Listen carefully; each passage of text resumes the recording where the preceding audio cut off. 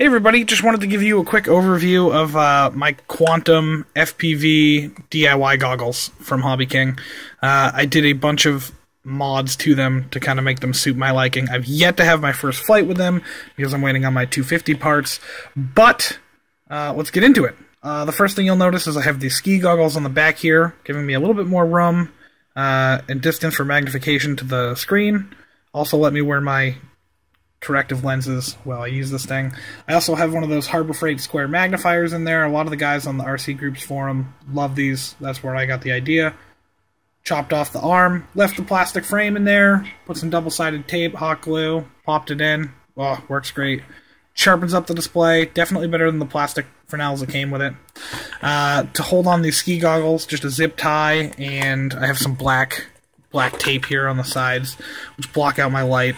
I kind of have these goggles a little bit looser. I originally tried to hot glue them to the frame, or hot glue them down to the plastic here. But with my glasses, I need to be able to squeeze these and manipulate them to get my glasses to fit in. I should probably get some larger goggles in the future. Then we'll move to hardware. I kind of cannibalized the original power cable here. This shipped with two AC adapter barrel connectors on it, one for the display, one for the receiver here, and I wanted to modify this and kind of simplify the wiring, save some weight, and I also was having issues with the stock video cable on the monitor, so it was kind of a good excuse.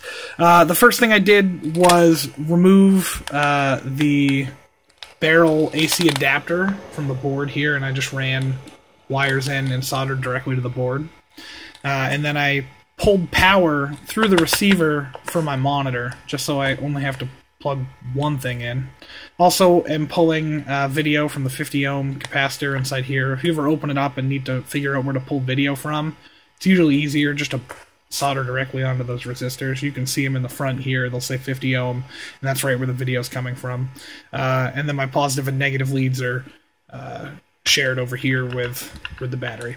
So I have this small servo extension cable that I cut up, and this runs directly back into my monitor, which is actually velcroed onto the back here, just so I have access inside.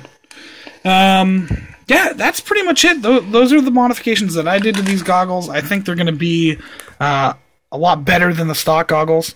Like I said earlier, I've yet to have my first flight with these because I'm waiting on quadcopter parts for my first 250 build, but I imagine I will have future changes for these goggles.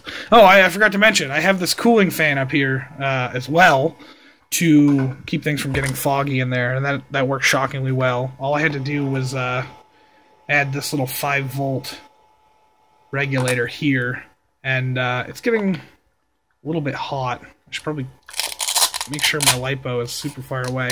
They recommend if you're using more, this is rated for an amp, and if you're using an amp worth of current, that you might want to get a heatsink on here. But this has been running for about 20 minutes. It's not too bad.